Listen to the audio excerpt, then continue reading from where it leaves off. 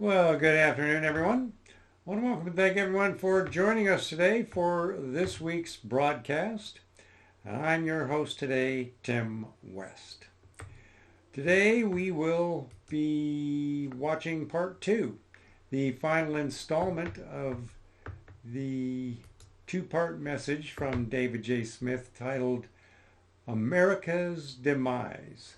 This is message number 648B, and David J. first delivered this message on July 3rd, 1993. This two-part message, it's going to be describing some interesting issues from over 30 years ago, so we can look back at where things were and follow the trail up to today, see if we have any similarities. Well, I was able to get the camera working for today's broadcast. However, the clarity is horrible.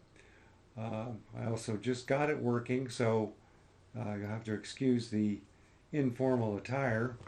I didn't have time to go and change. Now I'm going to continue to work on the camera and apparently the lighting.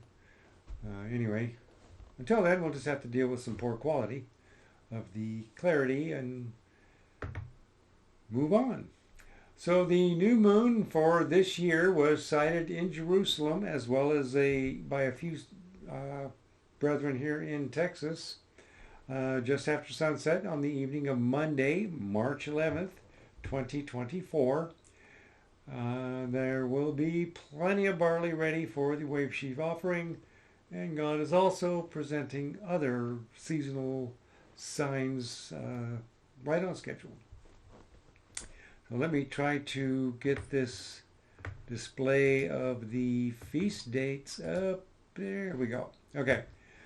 Now the new moon being sighted on the evening of the 11th marks the beginning of God's new year, which means that Passover this year, 2024, will be on the evening of Monday, March 25th, just before sunset, and then heading straight into the first day of unleavened bread beginning at sunset on Monday, March 25th, going through and until sunset the following evening on March 26th.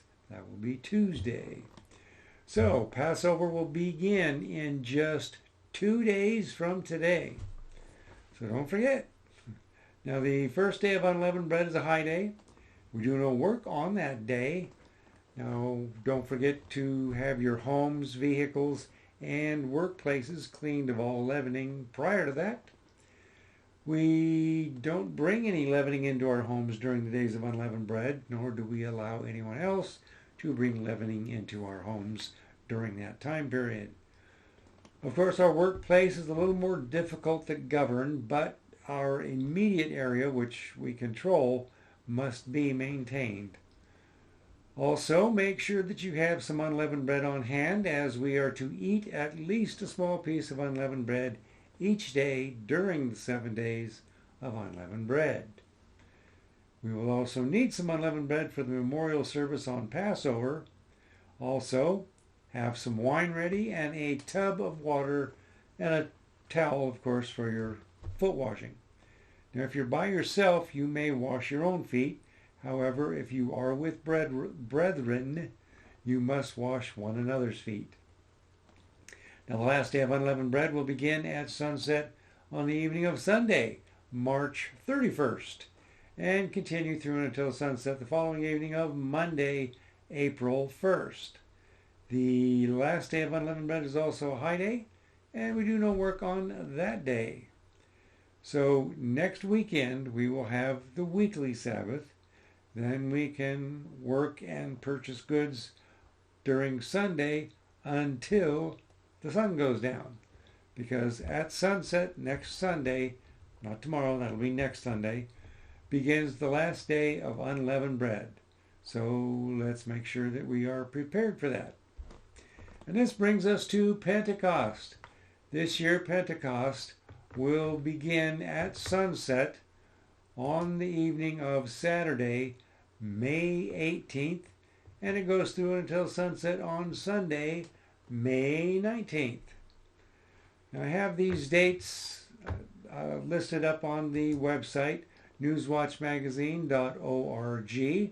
And I'll go over these dates after today's message if you want to jot them down. Now let's roll David's message for today. So grab something to sip on, some lunch or your favorite snack. Find a comfortable place to relax and enjoy today's message. In Revelation chapter 13 of your Bible, it does talk about the rise of a beast. And in Bible prophecy, a beast in symbology is government. So there is coming a world government at the close of the age. When you turn to Revelation chapter 17, it shows that that time setting will be at the return of Jesus Christ. And at that time, the world will be broken down into 10 global groupings of nations. It'll be a world government, but the world will be divided into 10 groupings. And there are plans right now where the world has already been programmed into a computer model based upon economics to break and divide the world up into 10 global groupings. In verse 7 and 8 of Revelation chapter 13, it says clearly that this end-time beast power will make war with the saints.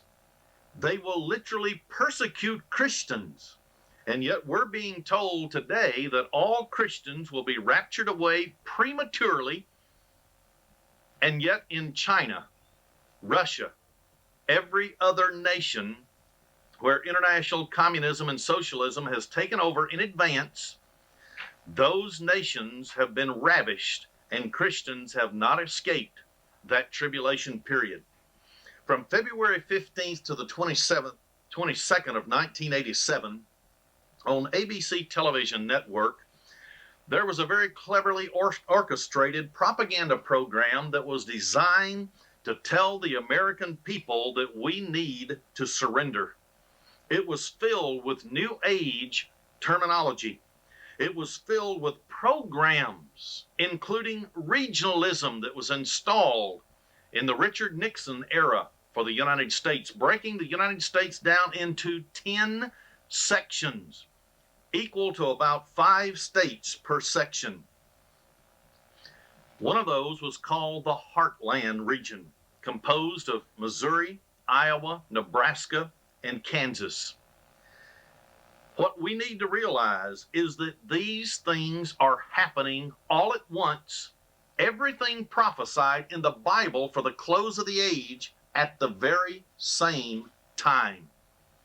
In this particular movie, Amerika, in one segment, they literally showed Lenin and Abraham Lincoln side by side, trying to show us that they were both acceptable as emancipators of mankind.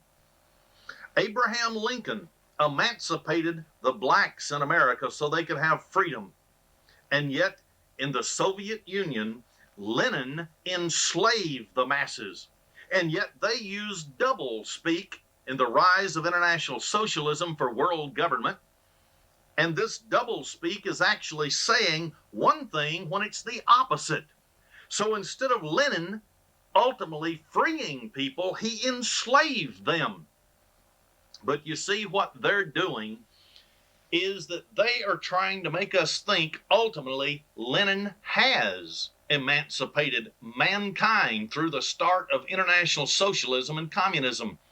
And ultimately the state will wither away and there will be nothing but utopia. Yet this is a lie. There is something on the scene today that is going to be so awesome and so awful that you and me as a Christian need to know the full details of what is going on. Do you realize that it was placed in the Congressional Record of the United States and testified before the Senate Subcommittee on Un-American Activities that when international socialism, not communism, because you see, socialism is passing of laws to socialize a nation. But communism is military force that overthrows the government and they enforce the same form of government. Socialism and communism is the same thing once the government is installed. The government, central government, controls everything you do, say, think, every activity that you can engage in. But did you realize that their plan for America is that every congressman that does not go along with the New World Order is to be massacred? Every minister, so they can blot out Christianity from the face of the earth because it's only the opiate of the people. That's what they say. Every college educated person is third on the list to be eliminated because they know they can control the uneducated masses more easily, and they don't think for themselves like an educated person who is trained and taught to think. In this program, Amerika, that aired in 1987, Chris Christopherson played the part of the President of the United States. His son went to the state-supported school run by the United Nations organization, and they actually occupied Amerika. And when we came onto the scene into this program, it was the 10th year of occupation. His son stood up with a red bandana around his neck and stated twice in a speech that anyone who would not enter into the new age would be crushed. He said it twice for emphasis. This means there is coming, once international socialism takes over the rest of the world and passes into law all the necessary rules and regulations, which George Bush, during his administration, passed 67,000 pages of small print of laws that you and I have not even been told about. And yet we're responsible for it.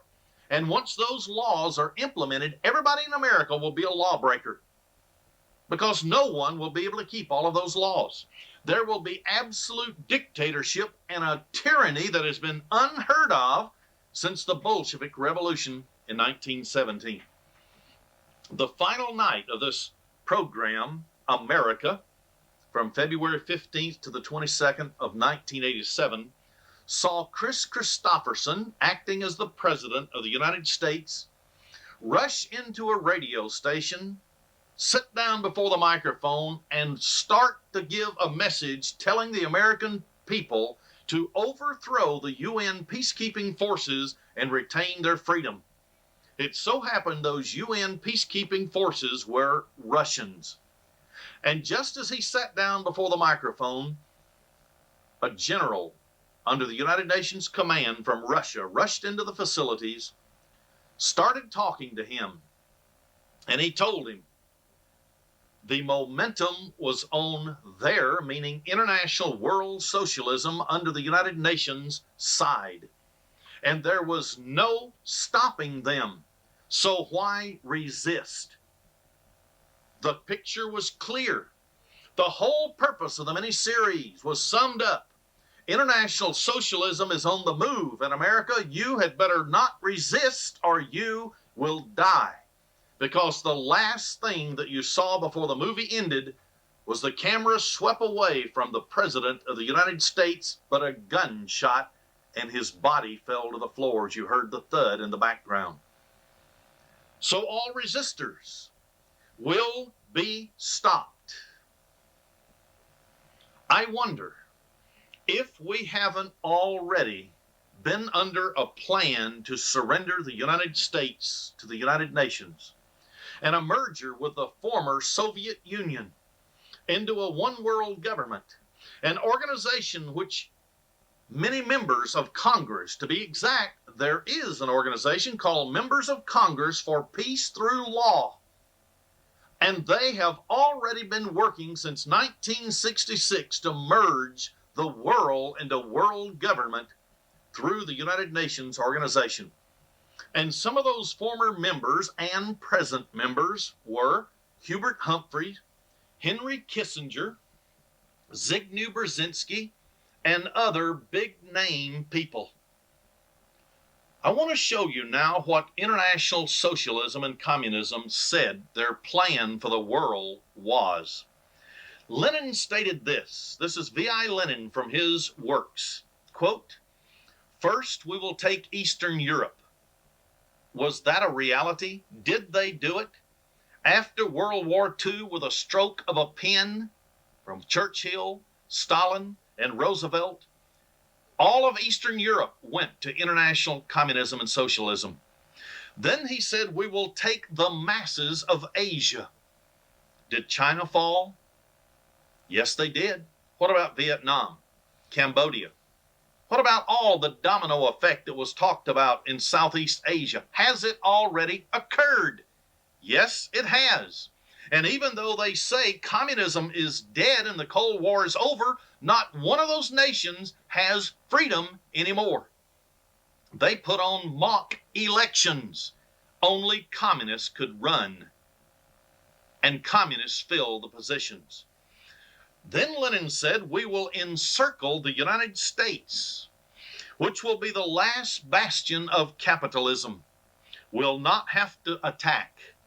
It, meaning the United States, will fall like a ripe grapefruit into our hands. End of quote. How could it fall like a ripe grapefruit into their hands? Because legislators inside the Congress of the United States, both the Senate and House of Representatives, are called liberals. And they pass legislation little by little until America is waking up daily and finding they have Big Brother controls, international communism, socialism, whatever ism you want to call it.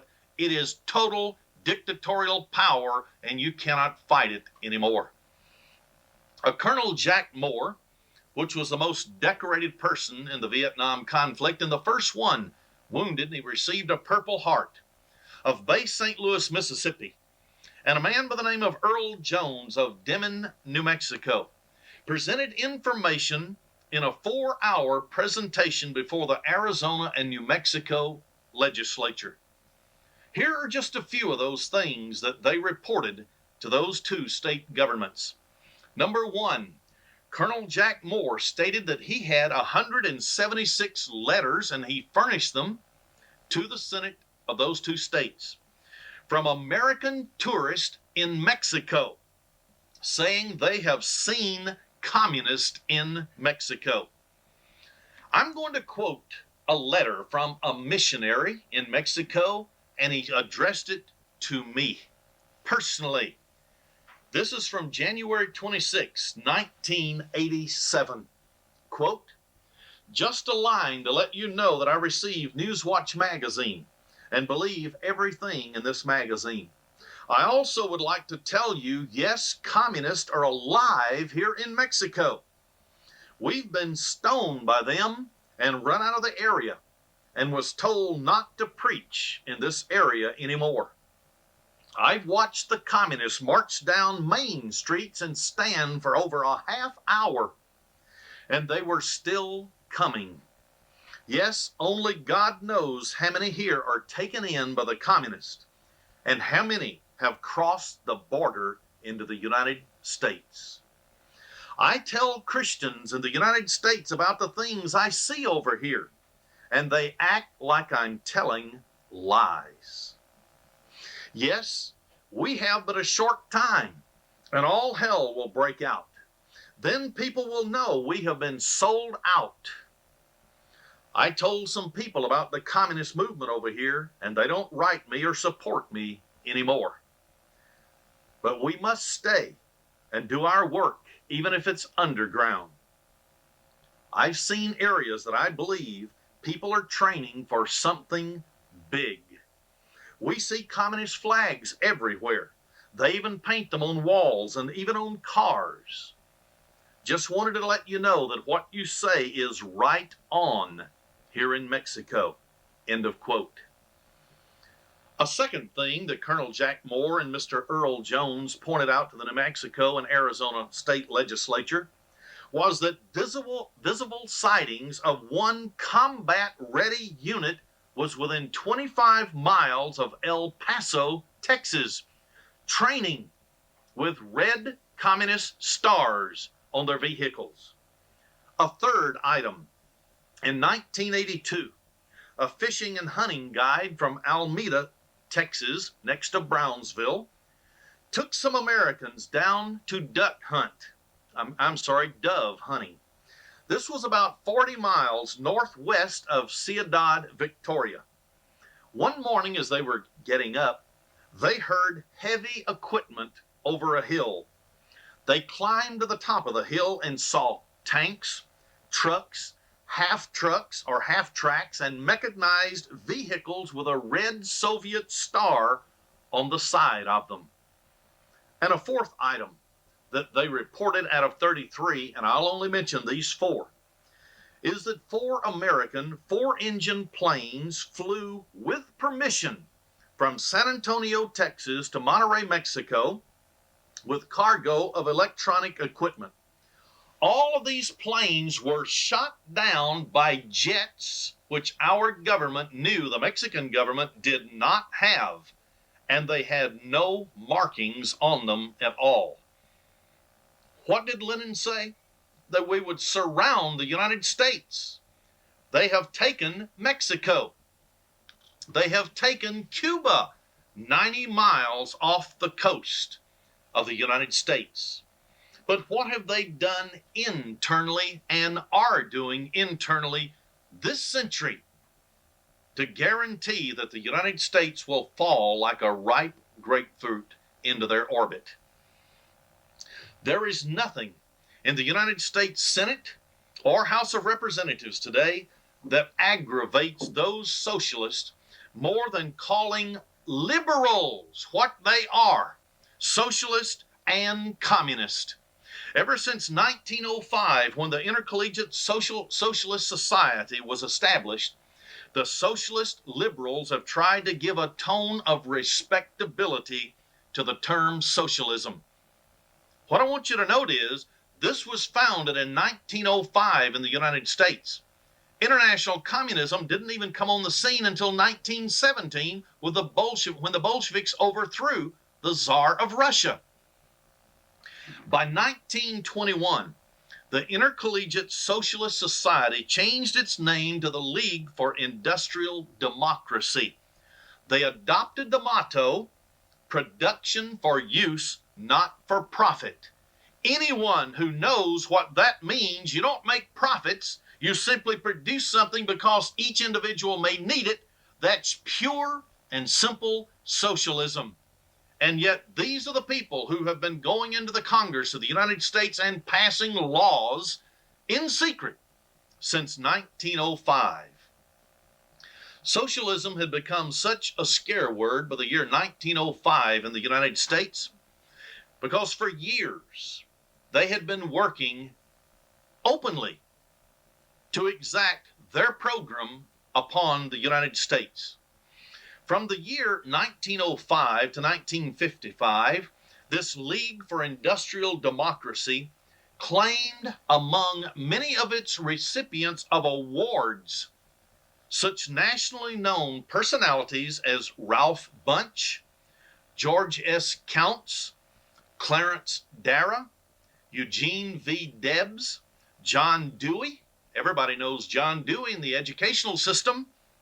Senator Paul Douglas, David Dubinsky, Senator Hubert Humphrey, Max Lerner, Walter Lippmann, famous columnist in the newspapers, George Meany of the CIA, and not CIA, but the labor unions, Senator Wayne Morris, A.J. Muskie, Eleanor Roosevelt, Walter Reuther, and on the list goes. Another 100 to 150 individuals. This was within a 50-year span. What I want you to notice is every one of these individuals were high-ranking in their fields. They were occupying key positions in the fields of government, education, religion, law, labor, communications, international diplomacy for 50 years. I want to give a socialist prediction before I bring us up to date to the very moment in which we live. Mr. Norman Thomas ran 6 times as candidate for the President of the United States on the Socialist Party ticket. I quote this man every single time before he ran. Here's what he said before the Communist International. The American people will never knowingly adopt socialism, but under the name liberalism. Do you have liberals in Congress in the 1990s? I think we do. He said these people called liberals, will adopt every fragment of the socialist program until America will one day be a socialist nation without knowing how it happened. End of quote. That was a socialist. And people say, well, socialism isn't so bad. Communism is what's bad. Oh, really? Britain is socialized. They have the poorest economic system practically in the world today. They have high unemployment. They've been socialized for years. Now notice what a communist prediction was. 3 months before Nikita Khrushchev made his 1959 visit to the United States. Remember, at this time, he was the leader of the most vicious international communist movement that has ever happened in the world.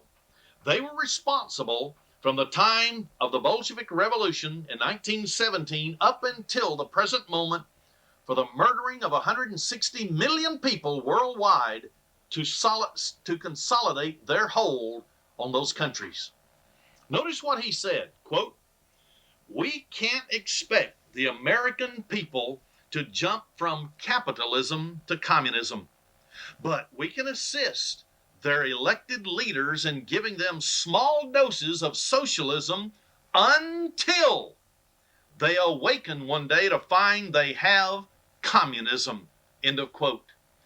How do you have socialism and communism at the same time, except the government that finally rules both is one and the same? The same laws govern socialist countries that govern communist countries. It's a centrally planned government where Washington, D.C. today is big government, when at one time it was only representing the states and the people of those states, but no longer. On April 24th of 1920, notice what the Joint Legislative Committee investigating seditious activities filed in the Senate of the state of New York. This was a 4-volume report known as the Lusk Report. This is the general introduction of Volume 1. I quote, "Those representing the socialist point of view are the Socialist Party of America, the Communist Party of America, the Communist Labor Party, and the Socialist Labor Party. A study of their platforms and official pronouncements shows that they do not differ fundamentally in their objectives. These objectives are the establishment of a cooperative commonwealth in place of the present form of government in the United States, the overthrow of what they are pleased to call the capitalist system, namely the present system under which we live, and the substitution in its place of collective ownership and the management of means of production and distribution by the working class." End of quote. Our own investigative people state that socialism and communism are one and the same. They have the same form of government and they have the same goals and purposes. And yet people in America, for some reason, think socialism is okay, but communism is what's bad. Centralization of power in Washington, D.C. is the prime socialist and communist objective. I don't care if they say communism is dead. It's never been more alive. It's just put on a coat to camouflage itself. If the socialist and communist can destroy the states' rights, that's 50 separate states in the United States, and if they can destroy the states' rights, they only have one battle to win: Washington, D.C. Let's examine the 10th Amendment to the United States Constitution. It states, and I quote, that the powers not delegated to the United States by the Constitution are reserved to the states respectively or to the people. End of quote. That's very important to understand how Washington, D.C. today has usurped all states' rights and is now infringing upon the people's rights that were automatically left to the state and to the people. Because only if something is given by the Constitution to the federal government can it infringe on the rights and carry out those programs. Not anything left to the state. Yet, nowhere in the Constitution does it give the federal government in Washington, D.C. any power or control over education, and yet we have a person sitting on the cabinet level of the government of the United States. It's education. Then they have no right to involve themselves in health. And yet, in the 1990s, what have we seen? An unelected person heading up a health program, and it will be geared right after Canada's socialistic health program that will destroy the medical field in the United States of America. The Constitution nowhere gives the federal government the right to infringe upon welfare that was to be left to the states and the private families within those states.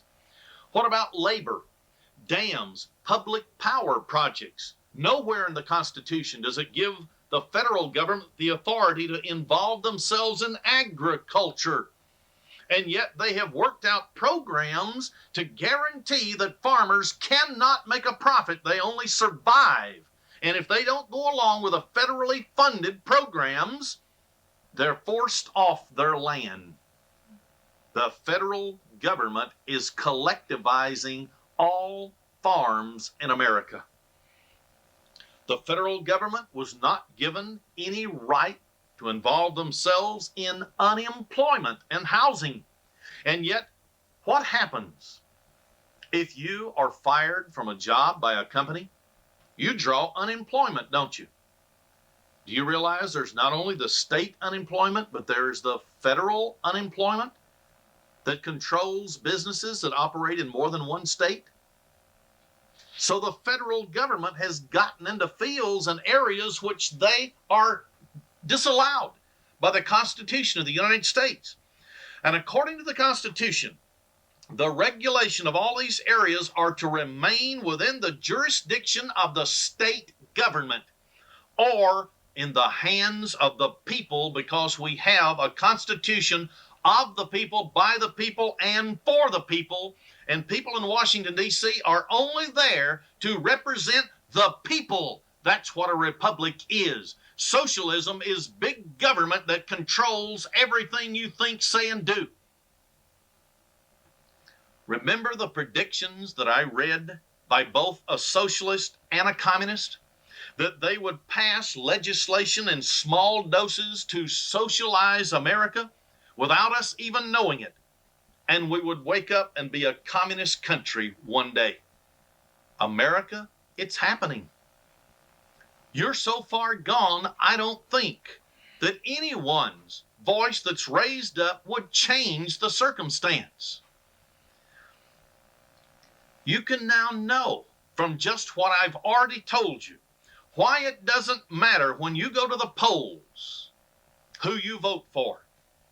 Because the House and the Senate, they have liberals. Then they have socialists. But the liberals are also socialists. And it doesn't matter which political party you vote for as far as the presidency is concerned. I'll give just one example in recent times. Mr. Ronald Reagan went all over the country preaching conservatism. And he was elected. He switched from the Democratic Party to the Republican Party. He was elected with a 76% consensus of the voting public. Yet, he could not pass any of the so-called conservative platform. Instead, he further socialized America. And when you look at all the bills that he signed when he was governor in the state of California, he socialized California first under the label of conservatism. But they use the term liberal in Congress to hide their true goals and purposes. When federal funds are used to support education, health, building of new highways, which 90% comes from the federal government, only 10% from the state government, welfare, labor, dams, power projects, unemployment, all of these programs, the federal government uses control over each one of those when they fund the money. Why and what gives them the right to do such a thing? Here is why. Because in 1942, there was a decision in the Supreme Court of the United States handed down called the Wickard versus Filburn decision. It included one simple statement that opened the door for international socialism and communism to take America. It opened the door for big government in Washington, D.C. to financially involve itself in every area of every facet of the lives of the American people. When this happens and they give money, they have the right to tell you how to use that money. Notice that little sentence, quote, "It is hardly a lack of due process for the government to regulate that which it subsidizes," end of quote. If you take a grant or the college where you go from the federal government, then the federal government can control that college. They can lay down the rules, what books go in the library. Socialism can be promoted into the minds of the individuals. Now I want to go into subversion in the United States of America.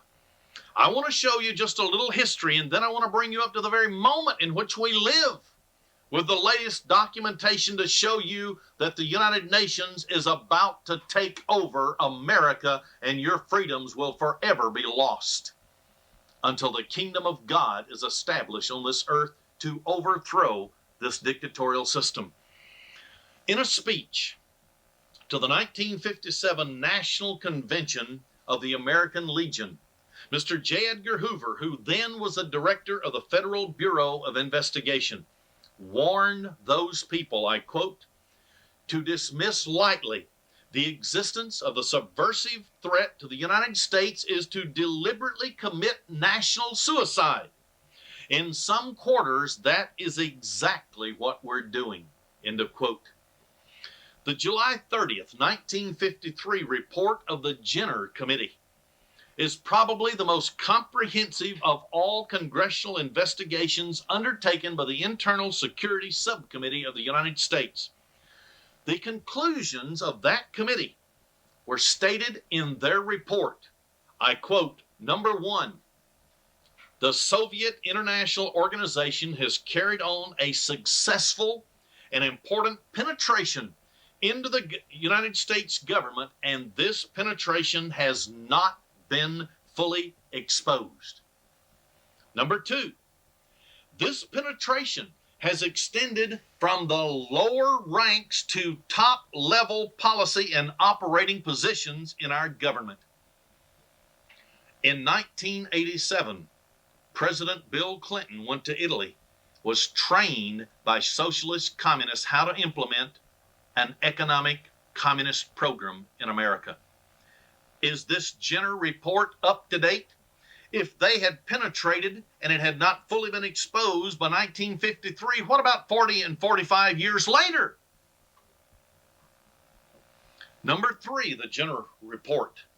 "The agents of this penetration have operated in accordance with distinct designs fashioned by their superiors." Number four, "Members of this conspiracy." These are members of the Internal Committee on Security on Un-American Activities. They use the word conspiracy. And there is a conspiracy to take your freedom away from you. And the Bible says that there must be conspiracy. How in the world could all of a sudden this thing happen overnight? Unless it was being laid for years and years behind the scenes, behind closed doors. They said in their report, members of this conspiracy helped to get each other into government, helped each other to rise in government, and protected each other from exposure.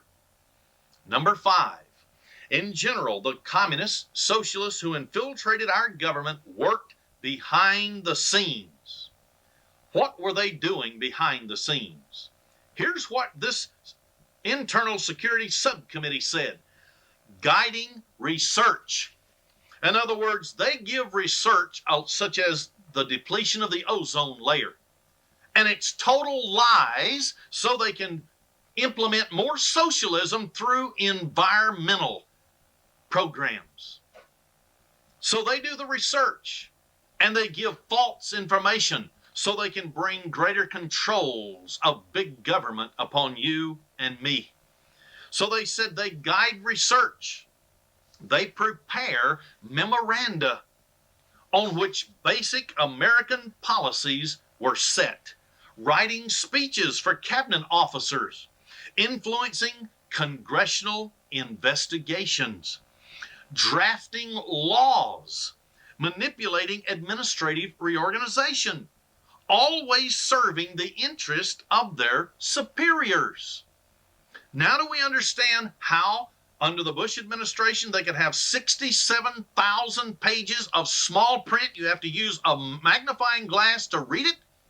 And every one of these laws will further bring us under control of big government, because they have the people sitting there writing the laws that they're introduced to the congressmen, and our congressmen know nothing about law.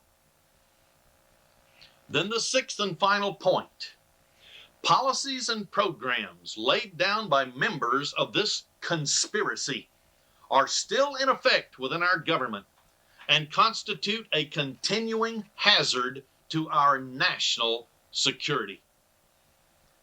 Is it continuing to be a hazard to our national security? I want you to know whether it is or not, because you see, God Almighty prophesied there would come a world government. And unless we get our lives right with Him based upon His law that is not done away, but His laws in the Bible, and we quit sinning, this nation without doubt will go into world government. There is something that's been happening very mysteriously in the 1990s, right up to the very moment that we're making this telecast. In the Napa Sentinel, which is a California newspaper, I want to quote an article that they wrote. Quote, the headline is, "Mysterious Black Helicopters Stalking the Nation." They're black, unmarked, and generally fly late at night. This is one type of helicopter traffic reported over Napa this year, and this was 1992 in August. Regularly flying and steadily flying. Local air commanders have never confirmed the origins of these helicopters. The local media, despite receiving reports of such activities themselves, have attempted to make a farce out of the numerous reports. The Napa Valley Register attempted to poo-poo the reports as from crazed UFO followers and used a pack bell repeating station photograph to discredit any clandestine base. KVON Radio, which originally confirmed the helicopter flights, they confirmed them. They saw them. They interviewed people who saw them. Just recently qualified their previous reports by stating if such helicopters existed.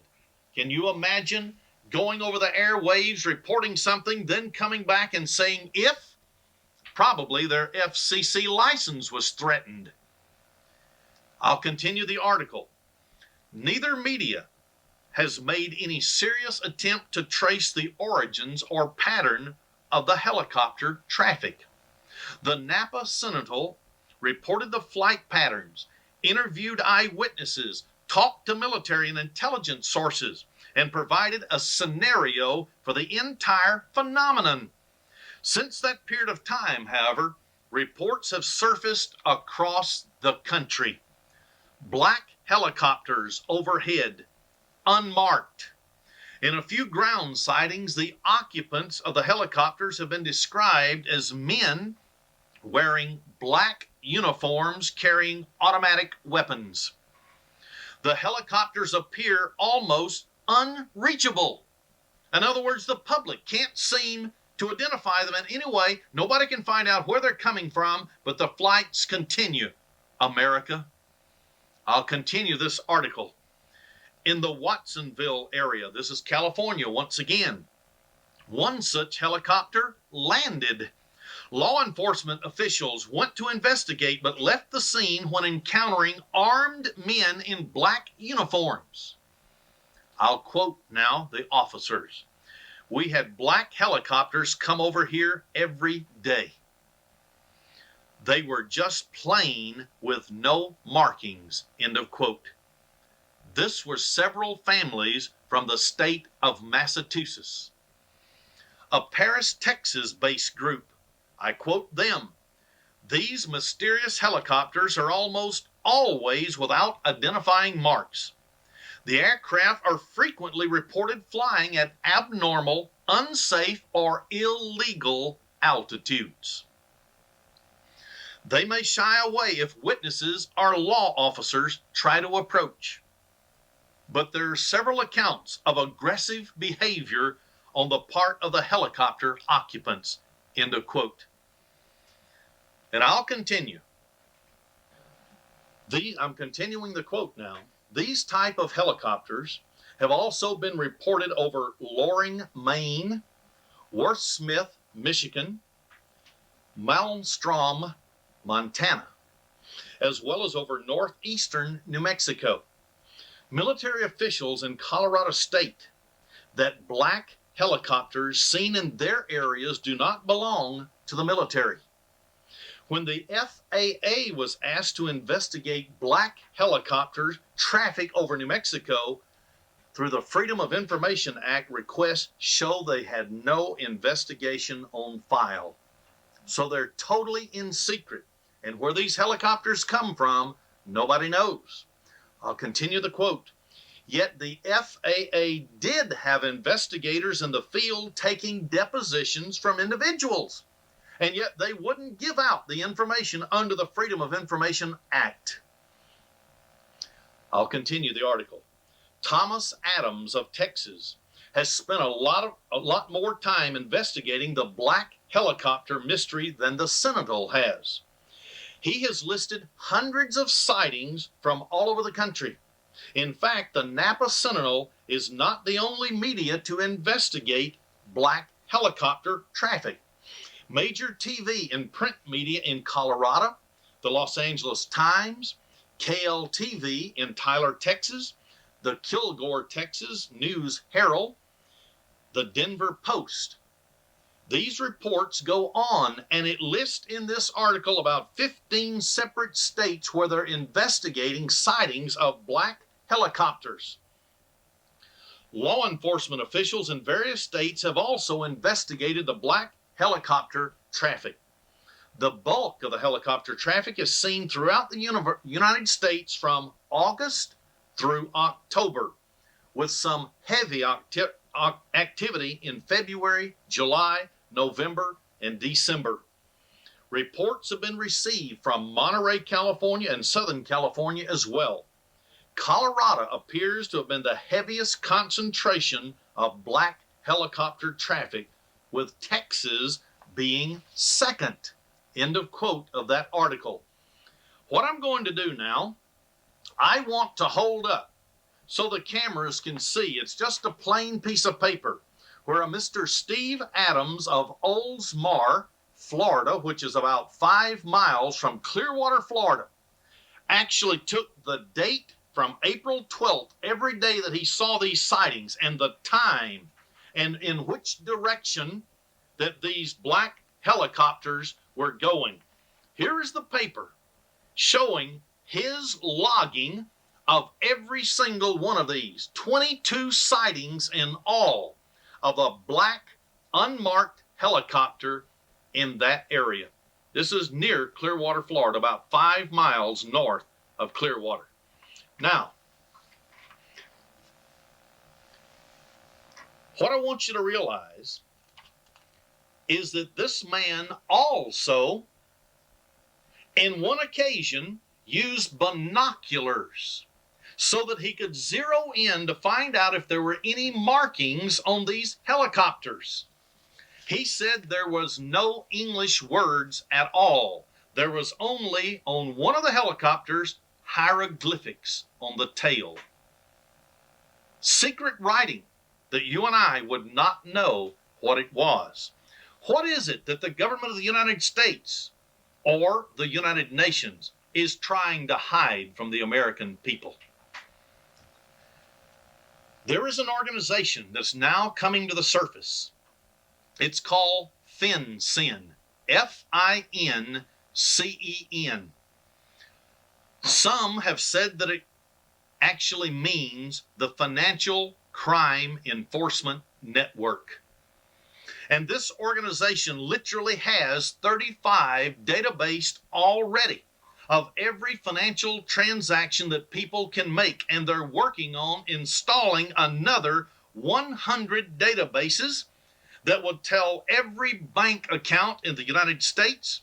It would actually categorize criminal suspects, your driving records, census data, how many bedrooms, how many bathrooms you have in your house, how many people live in that house, all type of business and financial activities on millions of honest and law-abiding citizens.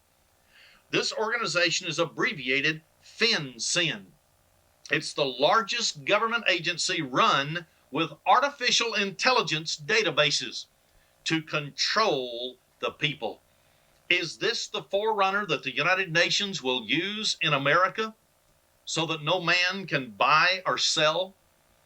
FinCEN and the United States government officials finally admitted that FinCEN is a trial run for a world system of financial tracking surveillance.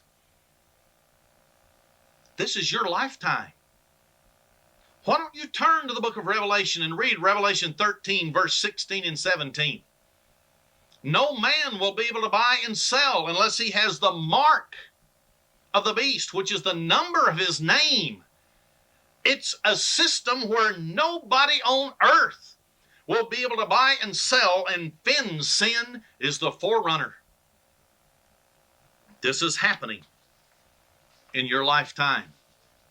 Is the book of Revelation jumping off the pages of your Bible? Yes, it is. FinCEN's mission is threefold. Number one, house-to-house search and seizure of property and arms. This is one of the databases that they're going to have to find out who has arms, handguns, rifles, semi-automatic weapons, and so on. Search and seizure of property. Secondly, separation and categorization of men, women, and children as prisoners in large numbers. These databases will go for that purpose. And third, the transfer to detention facilities of these armed camps. So the prisoners will be taken to these camps. They already have activated camps under what is called Rex 84 under President Reagan. Presidential executive order signed on November 11th, 1990 gives the United Nations combat units opportunity to come into the United States of America if necessary and train on this soil and intervene in political, economic chaoses in this country. On a TV broadcast, the Secretary General of the United Nations said that United States troops, now this is in the Somali incident, were under United Nations command in the country of Somalia and under no other control. Do we comprehend what that means? When President George Bush sent our troops there, he did not have to go to the Congress of the United States, which according to our Constitution says only Congress can declare war. And yet George Bush sent our military, and first, though, the Congress just gave him a little apologetic, yes, you can send our troops, to fool the American people into thinking that Congress was still in control. This brings to mind the very statement made in the review of the United Nations Charter, page 289. I quote, "The United Nations Charter has become the supreme laws of the land, and the judges in every state shall be bound thereby. Anything in the Constitution or laws of any state to the contrary notwithstanding." The position of this country, the United States, in the family of nations demands every state in the Union accept and act upon the Charter of the United Nations according to its plain language and its unmistakable purpose and intent. End of quote. Can it be clearer? The people of the United States of America, without their knowledge, every state government must go by the Charter of the United Nations. No wonder when our people go to court and call upon our unalienable rights to defend us, we're convicted. Because we're not under the Charter of the United Nations anymore. Foreign troops have now returned to the state of Montana by the thousands. This time they're from Nepal and are working with the National Guard. According to eyewitnesses in the state of Montana, 1,500 foreign troops were practicing military maneuvers near Lincoln, Montana. Several of the troops walked into town to buy snacks at a grocery store. The checker, being a very intelligent person, convinced some of the people to sign a guest register. 8 soldiers from Nepal and 2 from Washington State signed the book. One of them signed his name and the countries that he represented. It read, and I quote, Nepal, Hong Kong, China, February 15th, 1993. End of quote. These soldiers are reported to be close to Steeple Pass in Montana near Lincoln. There are also eyewitness reports of several hundred foreign troops participating in parachute jumps in Belt, Montana. This is west of Lewiston, Montana, along the highway. And the Helena Independent newspaper, the Record they call themselves, reported that foreign troops were indeed in Montana for training. Are we seeing the United States of America being inundated with foreign United Nations military? And if it is correct that in 1990 an executive order gave the opportunity for United Nations troops to come onto this soil and to put down any type of riots or disturbances, and that's what they're in training for. America, what if those working for world government create racial tension? What if they were to create riots in the cities of America? What if? That's all I'm asking. Would it be that the United Nations troops will then come in to our country? What if there has already been a plan to break down every nation on earth and then identify which nations will send troops to other nations? But you cannot have your own military occupying your own nation. What if there was already a program out where Belgium troops would come into the far northwest of the United States under United Nations auspices? What if Venezuelan troops came into the eastern half of the United States, the northern part? What if troops from the Sudan and other countries came into the southern part of the United States? It's already mapped out.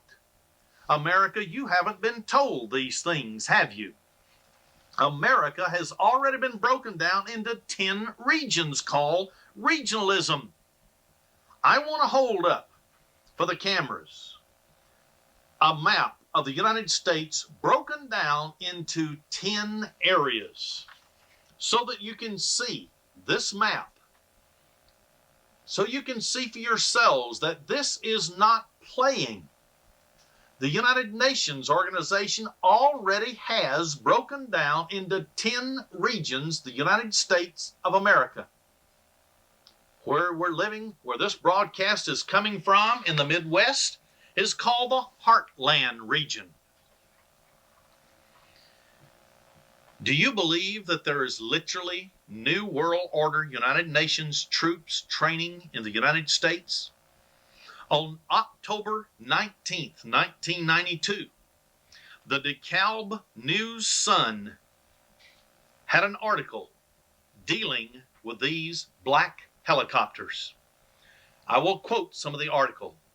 In August of this year, the United States Marine Corps shocked and disturbed suburban newspapers in Stone Mountain, Georgia, as they flew military helicopters low over private residences in the middle of the night. The UH-1 and the CH-46 copters, which are based at Camp Lejeune and New River Station in North Carolina, were conducting urban drills in DeKalb County. In one such operation, they made a noonday flight from Dobbins Air Force Base to a simulated hostage situation at a motel near the intersection of Interstate 20 and Chandler Road. End of quote. And I had reported before in San Francisco, California, how the helicopters came right down into the neighborhoods, hovering over the homes. This is America. Yet in times past, it's been illegal to have maneuvers in civilian areas. But today, it's becoming increasingly acceptable, only after the United Nations Charter has been implemented by executive order in the United States. A CNN News reported on April 20th, 1993, that the tank used to break into the complex of the Branch Davidians in Waco, Texas, knocked over a kerosene lantern in the children's room, starting the inferno that consumed that building. Do you realize what this means for religious people in America? This means they will now use tanks by the United Nations organization and our troops in subjection to them to put down any type of religious activity that they don't approve of by the state. This means now every part of the Constitution of the United States that guarantees us freedom of religion is now being systematically dismissed and dismantled, so that eventually there will be a state religion. And if you or I will not participate, that means we will be the object of persecution. What is Rex 84? Rex 84 was a concentration camp program that was instituted or reinstituted under Ronald Reagan when he was president, and it was signed into law in 1984. That's why it was called Rex 84. There were 10 camps at military bases that were to be refurbished and used as a retaining facility for civilians. Since that time, it's been reported that there's up to 37 of these detention camps.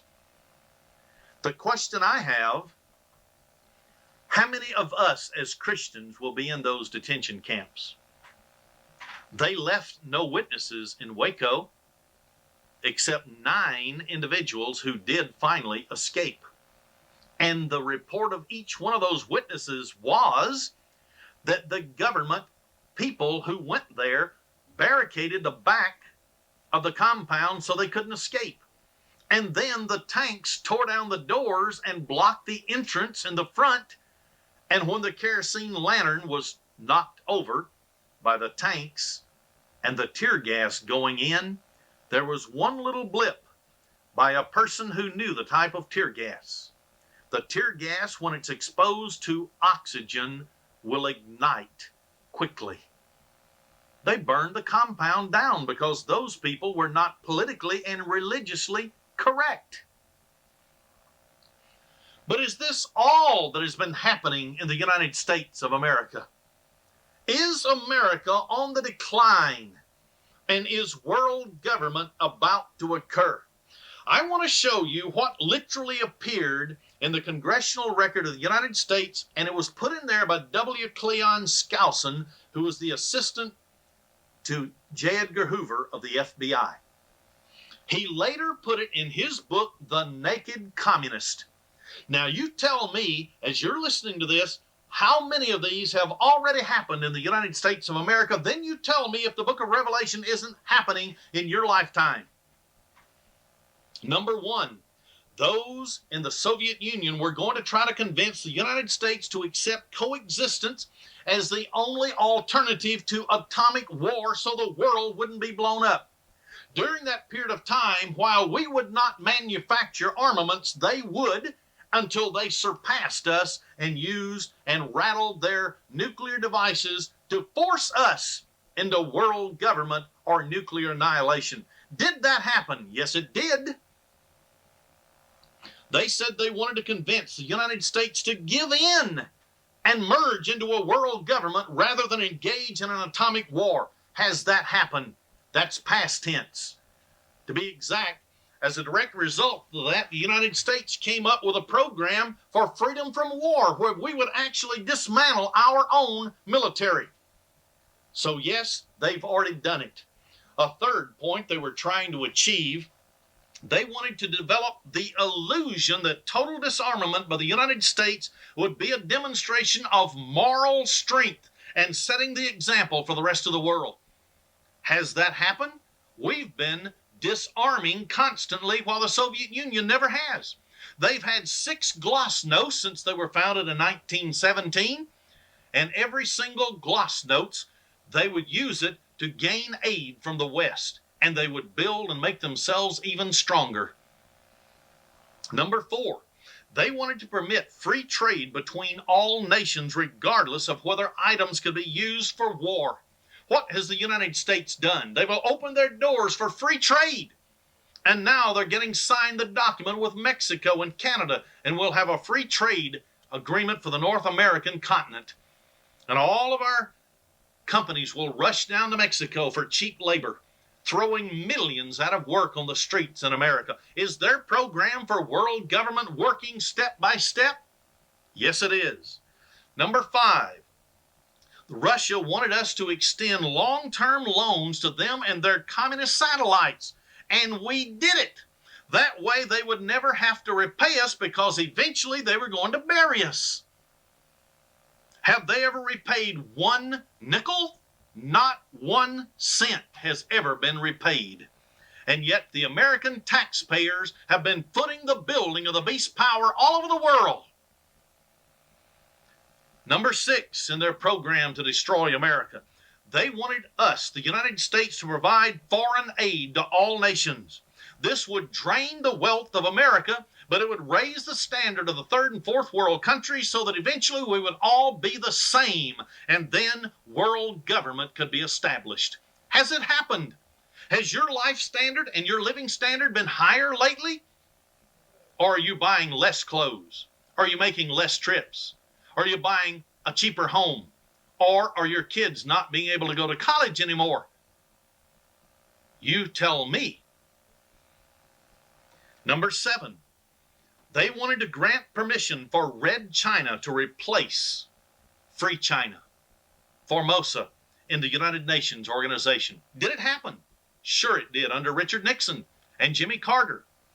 Then they wanted to set up an East and West Germany as separate states. They did it until the right time came when they would show a great outgoing friendliness to fool the West. And yet the communist agents that lived in East Germany remained in the state of Germany. Then number 9, they wanted to prolong conferences that would ban atomic tests because the United States had agreed to suspend all of their tests as long as negotiations were in progress.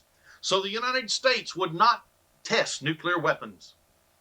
And yet by the documents that were stolen from the United States government, the Russians built their own nuclear weapons until they surpassed us 6-1 in missiles. And a 10th program for dismantling America. They wanted to allow all Soviet satellites representation in the United Nations, and every one of them went in, and the Soviet Union had 3 votes to our 1. Then the 11th program. They wanted to promote the United Nations as the only hope for mankind. If its charter was ever rewritten, they would demand that it be set up as a one-world government with its own independent armed forces. And that's exactly what's happening right now as I'm speaking. America is turning over all of our military to the United Nations. A 12th point in which these one-worlders wanted to destroy America to merge it into a world government. They wanted to resist any attempt to outlaw the Communist Party in the United States and make it illegal. That way they could freely infiltrate every part of government, religious institutions, colleges, universities, education, and they could control and make the laws. Number 13, they wanted to do away with all loyalty oaths so you couldn't be sent to prison for breaking your oaths and lying. Number 14, they wanted to continue to give Russia access to the United States Patent Office so they could technologically catch up with the United States, and it's happened. Number 15, they wanted to capture one or both of the political parties in the United States. Now you can understand why it doesn't matter who you vote for, the government of the United States continues towards socialism. They captured the Democratic Party and they control to a high degree the Republican Party. A 16th program for dismantling America. They wanted to use technical decisions in the court to weaken basic American institutions by claiming their activities of these corporations or colleges or churches violated civil rights. What has been the greatest use of civil rights in America today? To break down colleges, to break down churches, so that all types of activity, even homosexuals accepted as teachers and so on, forcing it to happen. All of this is under the cause of civil rights. Then they would, on a technicality, would turn loose rapists and murderers, but they would retain in prison Christians and those who advocate Christian education. A 17th goal was to get control of the schools and use them for socialist and communist propaganda. Get control of the teachers' associations. Now do you wonder why most religious schools no longer are religious? Number 18, they wanted to gain control of all student newspapers. Wasn't Yale University the very editor of their school paper? Now we know, because of the past record, the First Lady of the United States of America? and she advocated socialism and communism and wiping out pigs, policemen. Number 19, they wanted to use student riots and racial riots to foment public protest against programs and organizations that were under socialist communist attacks, such as Christian schools. They said they wanted to infiltrate the press. That meant every form of mass media. That way they would control it and tell the American people only what they wanted them to hear. Is that a reality today? When all of the major television networks and the major newspapers in America are controlled by Council on Foreign Relations members, and it's all censored. Number 21, they wanted to gain control of key positions in radio, television, motion pictures, and they've completely succeeded in that area. Point number 22, they wanted to continue discrediting the American culture by degrading all forms of artistic expression. They wanted to introduce nude movies, books, perverted art, so they could break down the morals of the American children. Then the children would grow up and take the responsible positions in government, and they would not be responsible. Therefore, those working for world government could control them. Number 23, they wanted to control art critics and directors of art museums. And I quote, "Our plan is to promote ugliness, repulsive, meaningless art," end of quote. And our young people and our artists have fallen into the trap. Number 24, they wanted to eliminate all laws governing obscenity by calling them censorship and a violation of free speech and free press. They can put their nudity, they can put all of their foul 4-lettered and 6-lettered and 10-lettered and hyphenated lettered words in movies and television, but you try to portray a Christian as a moral and upright person, and you'll never find it. Number 25, they wanted to break down the cultural standards of morality by promoting pornography in books, magazines, motion pictures, radio, and television. That way our morals would fall, because they said preceding a political change in any nation always is a spiritual decay. Then they can overthrow the political. Number 26, they wanted to present homosexuality and degeneracy and promiscuity as normal, natural, and healthy. So why do we now find presidents of the United States promoting homosexuality? Because the same person trained as Comrade Bill in Italy under socialist and communist programs, preparing for world government.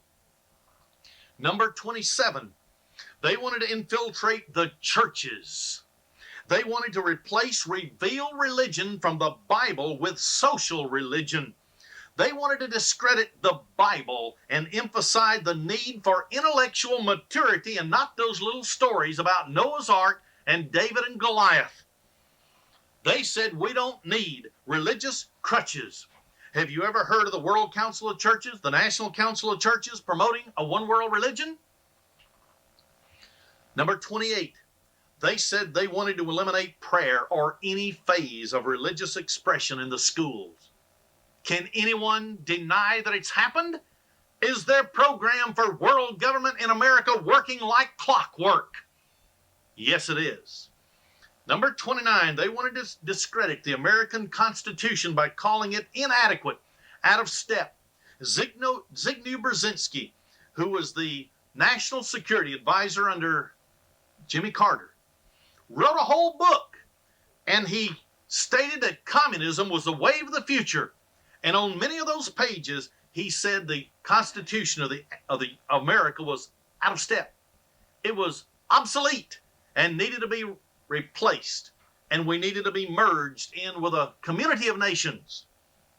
Number 30, they wanted to discredit the American founding fathers, present them as selfish aristocrats who had no concern for the common man. Number 31, they wanted to belittle all forms of American culture and discourage the teaching of American history. That way you wouldn't know your roots as a Christian nation. Number 32, they wanted to support all socialistic movements and to give centralized control over any part of our culture, whether education, social agencies such as housing, welfare programs, mental health clinics. They wanted to control them by the federal government. Number 33, they wanted to eliminate all laws or procedures which would interfere with the operation of the socialist communist apparatus so they could pass laws to socialize America. Remember, all this was put in the congressional record years ago, was put in the book, The Naked Communist, by W. Cleon Skousen. And yet you can see every point that it's either already happened or it's in the process of happening. Point number 34 out of 45. They wanted to discredit and eventually dismantle the FBI in the United States so they couldn't have files on communists. They did it. They have now reduced it to less than 15 files on communists. Point 35, they wanted to eliminate the House Committee on Un-American Activities, and they did it in 1962. There has never been an investigation since that year of communist socialists in America. Number 36, they wanted to infiltrate and gain control of labor unions to destroy American business and the economics of America, preparing it for a Marxist economy. Is that what they're doing? By sending free trade, cheap Japanese goods, undercutting America? You tell me if this is happening. Number 37, they wanted to infiltrate and gain control of big business. They wanted to create a monopoly in the marketplace with them in control for the day when they could set up their numbering system and no man would be able to buy or sell without a number in their system. Number 38, they wanted to transfer some of the powers of arrest from the police to social agencies. This way, they would begin to treat all behavioral problems as psychiatric disorders. Number 39, they wanted to dominate the psychiatric profession and use mental health laws as a means of gaining coercive control over those who object to socialist communist goals. Ask Thomas Eagleton of Missouri if they didn't use it on him. Number 40, they wanted to discredit the family in the United States of America as an institution. They wanted to encourage promiscuity, extramarital affairs, and easy divorce to destroy the foundation of America. Has it happened? 41, they wanted to emphasize the need to raise children away from the negative influence of parents so the parents couldn't teach them Christian morals. They wanted to attribute all prejudices and mental blocks in the children to the suppressive influence of the parents. And our children have bought into it in America today. Number 42, they wanted to create the impression that violence and insurrection are legitimate aspects of the American tradition. That way, students and special interest groups should rise up against anything in a united force to solve the problems in America. But who would be controlling this riots? The socialists. Number 43, they wanted to overthrow all colonial governments that were given their freedom in Africa and other continents before the native populations were educated to rule themselves. Did they do it all over Africa, all over Southeast Asia, India, all the rest? Yes, they have. Number 44, they wanted to internationalize the Panama Canal. Did Jimmy Carter sign a document that would turn the Panama Canal back over to the Panamanians? And it would be internationalized and we wouldn't control it anymore. Number 45, they wanted to repeal the Connolly Reservation, which stated in 8 little words that no world court could come into the United States and take jurisdiction over our own court system. They wanted to repeal it, and they have done it. United States of America, you are now in trouble. World government under the beast system is here. I'm telling you, under the authority of God Almighty, you had better change and get your life right with Jesus Christ. If not, the concentration camps will be bulging with Christians that are acting as if they were non-Christians. Let's bow our head. Eternal Heavenly Father, we praise you and honor you and thank you and give you the praise for all your scriptures, that your prophecies are being fulfilled. Father, give us the courage. Those few out there who will look at the big picture and see that the kingdom of God is the only hope.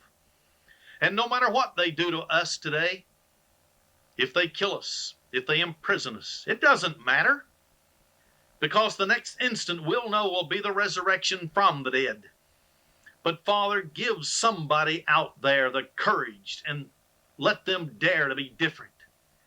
Dare to stand with you and with your holy scriptures and with your Bible. So Father, we honor you, we praise you, and give you the thanksgiving.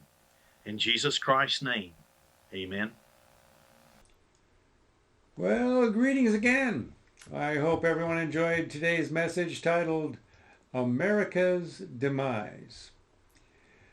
Okay, let's go over the dates for this year's spring feast days one more time. So if you want to grab a pen and paper, if you need to write these down. With the new moon for this year being sighted just after sunset on the evening of Monday, March 11th, 2024, this marked the beginning of God's new year, and Passover this year for 2024 will be on the evening of this coming Monday, March 25th, just before sunset. And you can join us here at 6 p.m. Monday evening for the Passover service. Then, when the sun goes down that evening, which we're referring to Monday, March 25th, that's when we start the first day of unleavened bread, which goes through and until sunset the following evening on Tuesday, March 26th. So Passover will begin 2 days from today. The first day of unleavened bread is a high day. We do no work on that day. So you might want to spend a little extra time next Sunday cleaning your homes of all the leavening, or at least give it a once over just to make sure that you didn't overlook anything. And don't forget to clean your vehicles and workplaces prior to that. And we don't want to bring any leavening into our homes during the days of unleavened bread. Also, let's make sure that we have some unleavened bread on hand to eat throughout the week, because we are to eat unleavened bread each and every day during the 7 days of unleavened bread. So on Monday evening, that's this Monday evening, we will need some unleavened bread for the memorial service for Passover. And we will need some wine ready and a tub of water and towel for the foot washing. And once again, if you are by yourself, you may wash your own feet. However, if you are with brethren, you must wash one another's feet. Now, the last day of unleavened bread will begin at sunset on the evening of Sunday, March 31st, and continue through and until sunset on the following evening of Monday, April 1st. Last day of unleavened bread is also a high day, and we do no work on that day. So next weekend we have the weekly Sabbath, then we skip a day, and then we have the last day of unleavened bread.